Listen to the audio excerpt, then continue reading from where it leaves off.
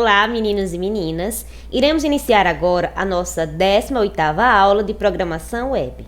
O que nós aprendemos na nossa última aula? Nós vimos o que é CSS com a sua definição, vimos para que ele serve, vimos um pouquinho também de história, como o CSS surgiu e vimos as regras CSS.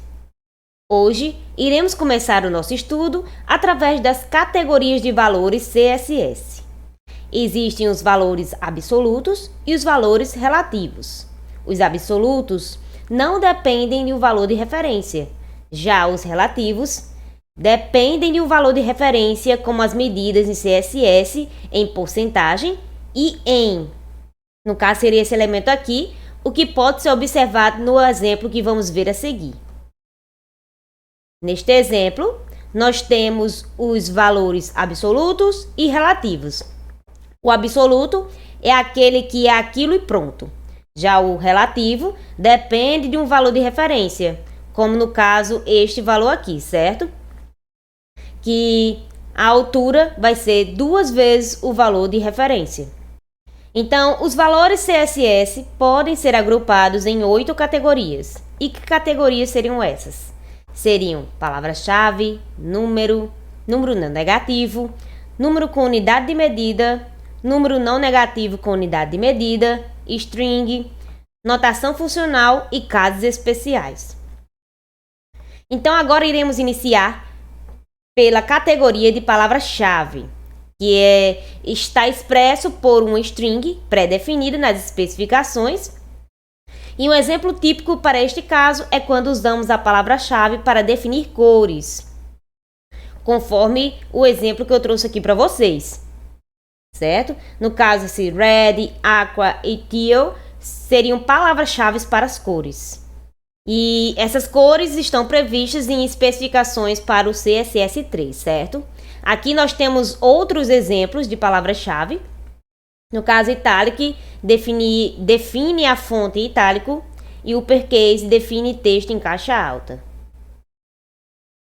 E nós temos a categoria número, que é expresso por um número inteiro ou por um número real. Nós já vimos o que é um número inteiro e número real em outras aulas. A especificação adota a sintaxe integer para inteiros e number para números reais. Em CSS, números podem ser precedidos dos sinais mais e menos para indicar o sinal do número. Esses 2 caracteres, quando usados, passam a fazer parte do valor CSS. Nós temos também a categoria número não negativo, que muitas das propriedades CSS que admitem um valor do tipo número fazem restrição quanto à faixa de números admitidos. Aqui eu trouxe um exemplo para vocês, onde a propriedade CSS, tal como a propriedade width ou white, como preferirem, destinada a definir a largura de um elemento, que não admite números negativos. Em casos como no exemplo anterior, a sintaxe prevista nas especificações é non-negative number, para números reais não negativos. E convém notar que para esses casos, a restrição não se aplica ao número 0, que é um número não negativo. Nós temos também o número com unidade de medida, que quando expressos com números seguidos por unidade de medida, são classificados em 5 categorias. E que categorias seriam essas? Comprimento, medida relativa, medida absoluta, porcentagem e ângulo.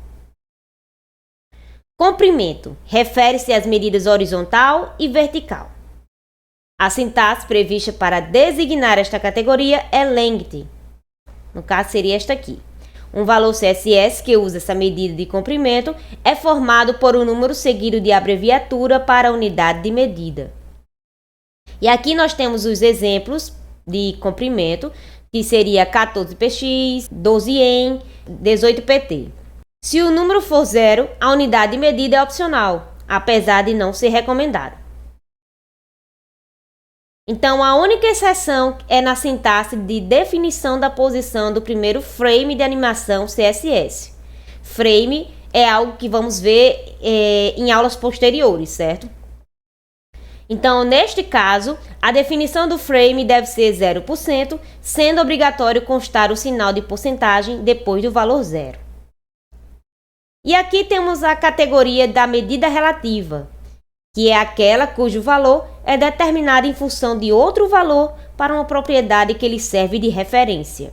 Definir medidas relativas em uma folha de estilo facilita o escalonamento e possibilita servi-la para diferentes tipos de mídias, que seriam tela de computador e mídia de impressão também.